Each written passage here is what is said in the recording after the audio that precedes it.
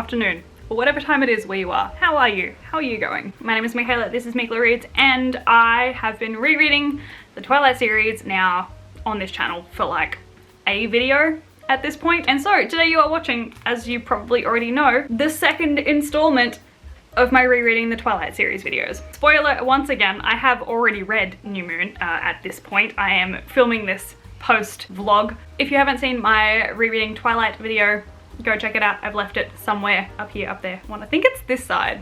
Can't be sure though. This video will be very similar to that.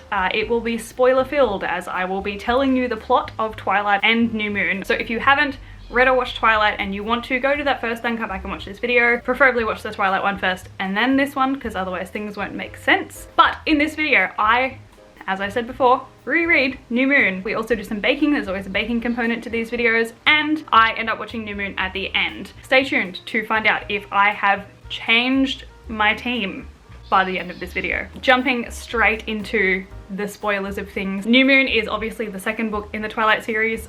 If for some reason you haven't heard of the series or know the plot of the series, New Moon is the second book in which the Cullens actually disappear for some time due to an event that occurs at the start of the book, and we actually spend a lot of time with the Quileutes and Jacob and subsequent werewolves. This installment of the series follows Bella as she's kind of trying to come to terms with having lost Edward after finally accepting that she actually likes him in the first one. This book, I will say, is just as problematic. It is just as confusing and a product of its age, but with bonus wolves. I really don't think there is too much else to say at this point in time for this book, as I have not yet started the video, but stay tuned because it is a whirlwind of a ride, and I will see you at the end of the video for the outro. Enjoy. Can you go and have your bath that I've set up for you? Thank you.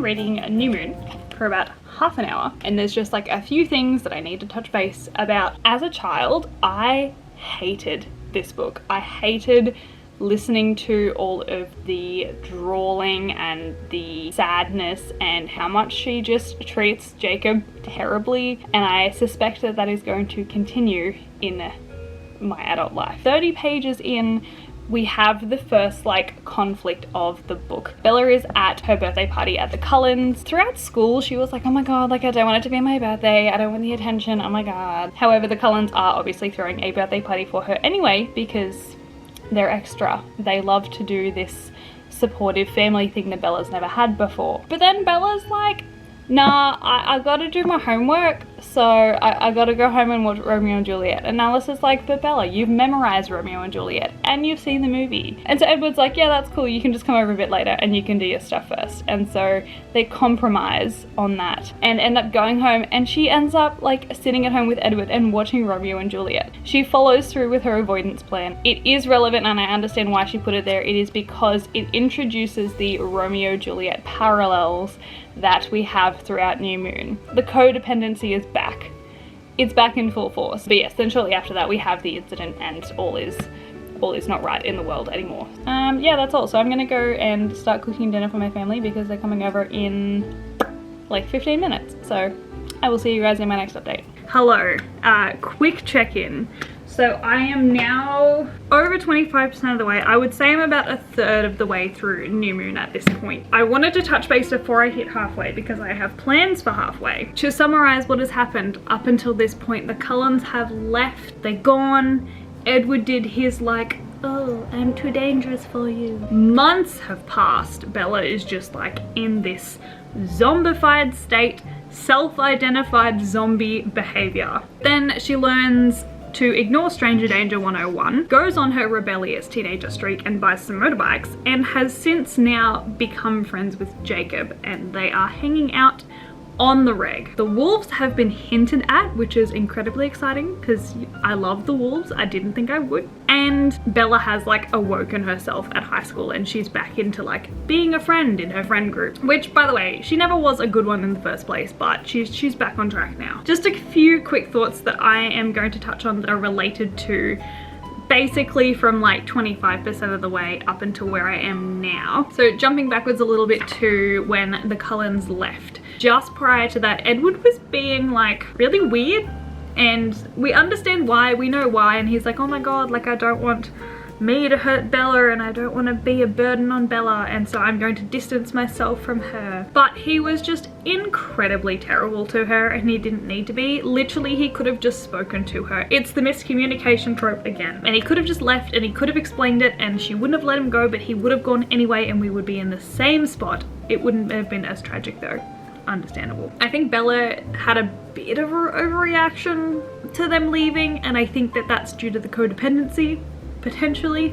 And I really feel like Carlisle should have stepped in at some point. He seems to be the logical adult human being at this point in time, so I don't understand why he didn't step in to help out in this situation, because that would have been way better than what happened. We love a good rational Charlie. Charlie was like, Bella, you need to go to therapy, and Bella was like, I'm not going to therapy. But we love a parent the parents. Bless his cotton socks, he's getting the wool pulled over his eyes with Bella, but I feel like that's relatively normal teenager behavior. Structurally, I think that either it's me getting less pedantic about it, but I think that Stephanie Meyer's writing improved from Twilight to New Moon, which is interesting. As I said, either I care less about it or it has gotten better, but I'm not picking up on some like weird stuff as often. There are a few things that I'm like, that doesn't make sense. Like literally all of the yellow on this page is just some structural stuff that doesn't make sense, but that's kind of just where I'm up to for now. I will have some more thoughts later on, but for now it's Wednesday, so I'm uploading a video. Well, it's rendering right now. Uploading a video, and then I'm going to sit down and read some more after watching the Kardashians. Catch us later. Also, I ran out of blue tabs in my first packet of tabs, so off to a good start. Look at this awkward bean. On a trip, we film a video. It's embarrassing for that to be out there. Alright, let's go.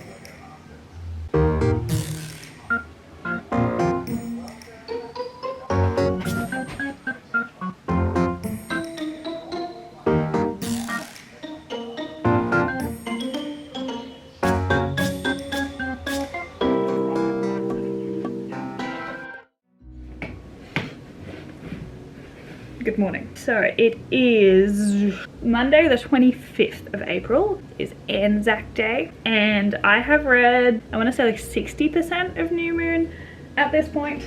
I'm very quickly realizing that this is by far my favorite Twilight book. Big claim, I know. I have been reading New Moon and I just have decided that I'm on the wolf side. I think that they are way more fun. You can see the pattern of like blue is problematic and it's all at the start and then it turns into pinks because I like it. But I have just hit the point at which Bella has met the wolves. She's being kind of like indoctrinated into the little family circle, and Emily has made blueberry muffins for everyone. And as a part of this series, I have a cooking component in which I cook something from the books. So today we're cooking blueberry muffins. Way less complicated than cupcakes, thankfully, but I'm excited nonetheless. I will do a proper touch base of all of my thoughts in a little bit of time, but for now, I'm going to go and just chill out, hang out for a bit, relax. I'm very excited to do that, so cheers. Hi, interlude. So I have a favorite pencil to do my annotating with.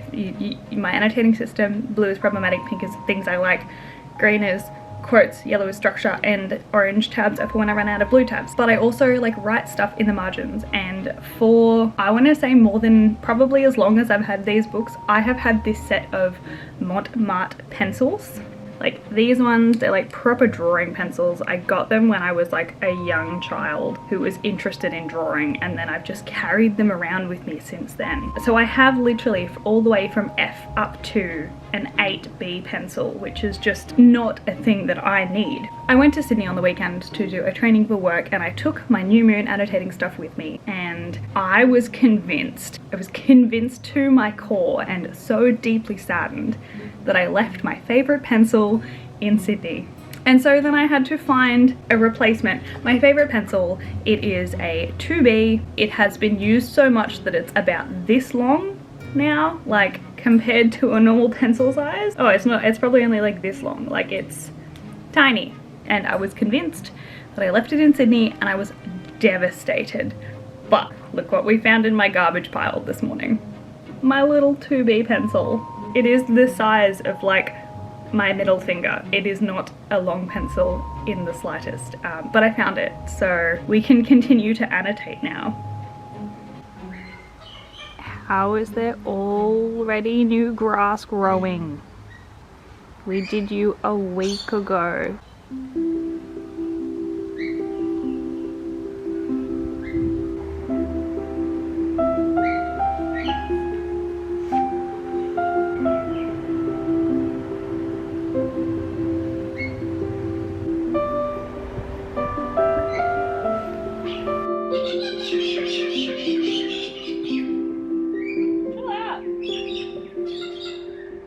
Zip, come on. Let's go.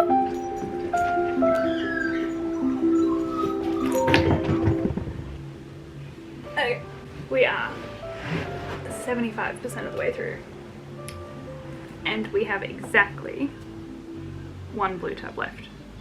We'll see how we go. But for now, time for blueberries. Welcome back to my kitchen. So we have a blueberry muffin recipe for this afternoon, but as we discovered in the last video, talking and baking doesn't work. So we will be making these blueberry muffins, and then I will tell you about my thoughts as we have hit 75% of the way through New Moon.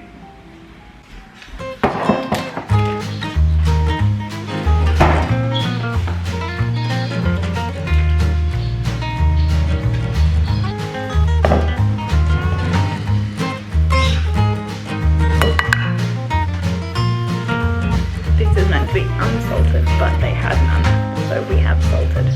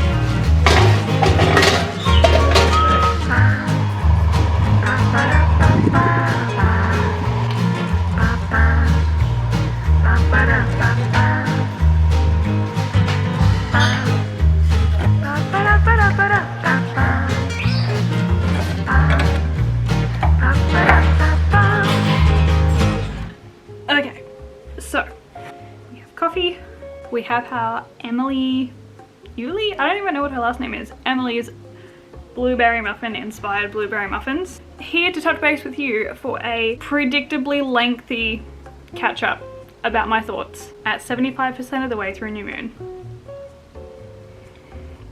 Ooh, that wasn't a good blube. Okay, so since last time I spoke to you, we've had Motorbike versus Bella. Bella lost. We've had more wolfy hints, hinting at the wolves. We've had Laurent versus Bella. Wolves win that round. We've had Jake's a wolf, but Bella doesn't know. And then we had Bella knows. I've written down here as well, I lost my favorite pencil. We've already discussed that. Victoria's back. Laurent's dead. We've had Bella versus feelings. Alice comes back, Harry Clearwater dies, Jake and Bella have had their like falling out, and we have learned now that Edward is about to try and commit suicide by approaching the Volturi. So there's like a lot of things that have happened despite the fact that this book moves incredibly slowly. I will start by saying that at literally halfway through the book, I forgot the Cullens existed and it was the best.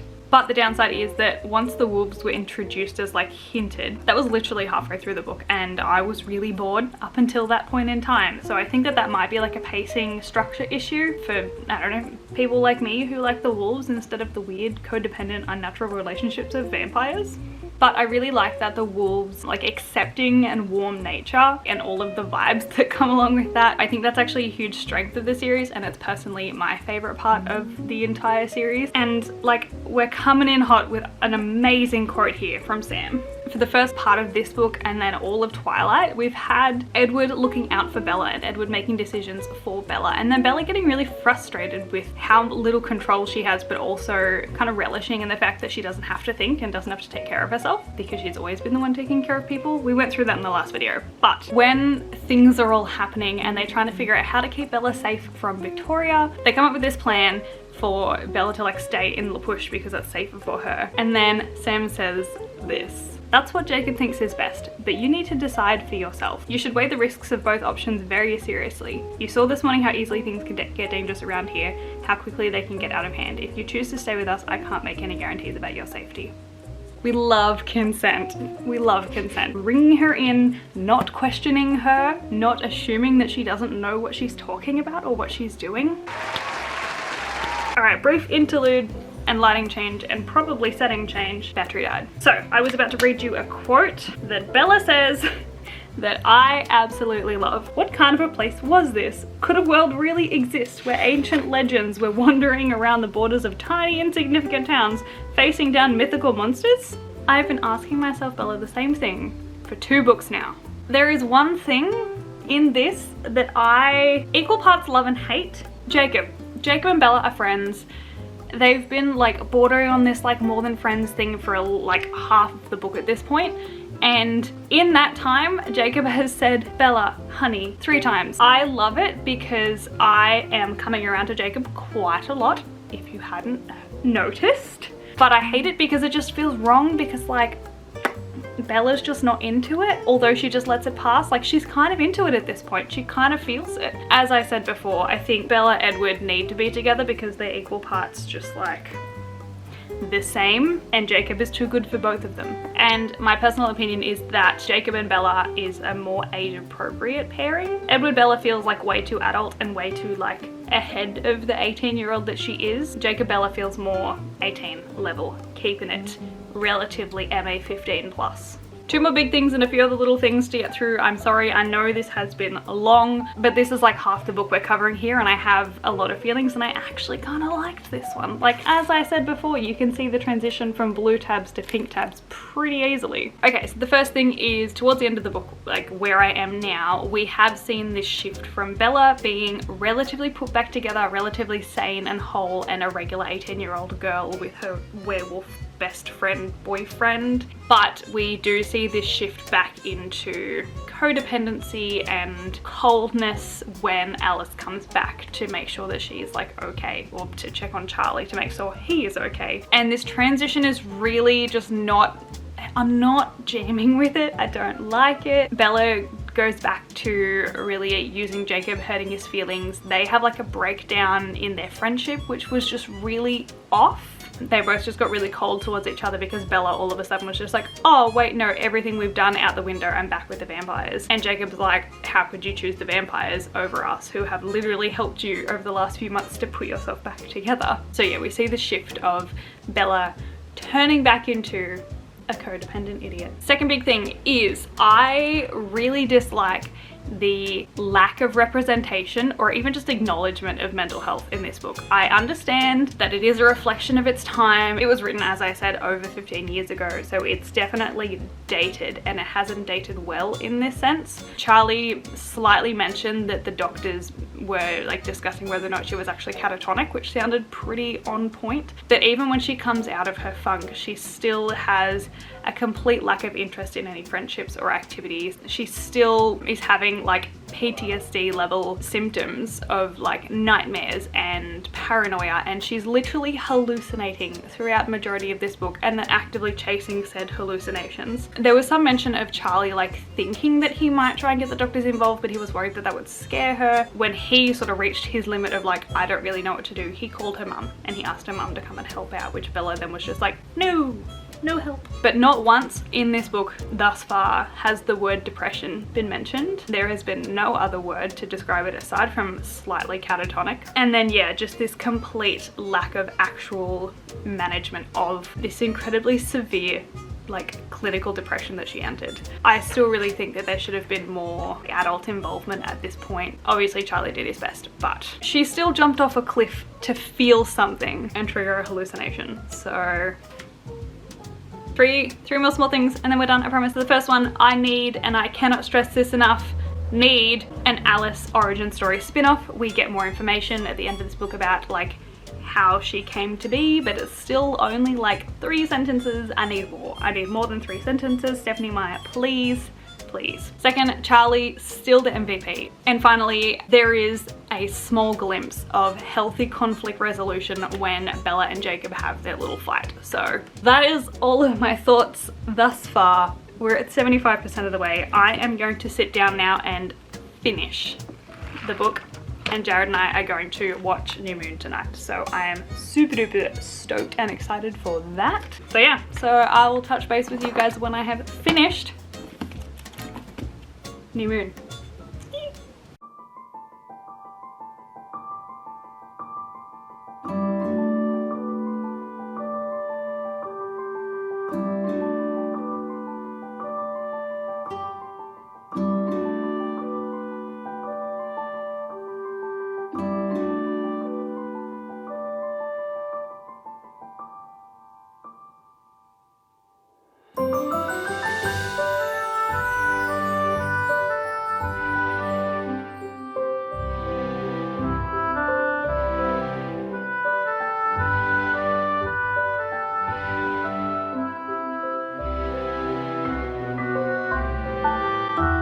Are you excited to watch?